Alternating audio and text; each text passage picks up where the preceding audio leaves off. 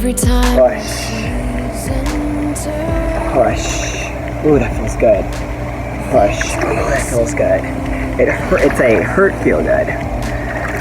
You have to know, if you're an athlete, you'll know what I mean. Just want to push right up to that door.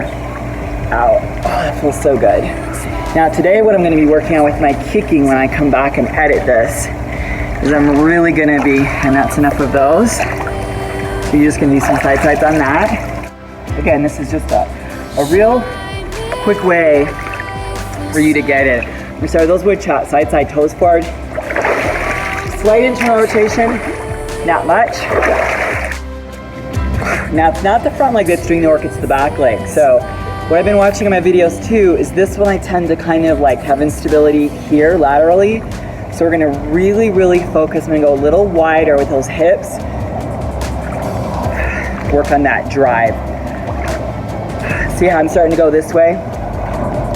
Because that left side is just really super weak. Again, that's not the hip surgery side.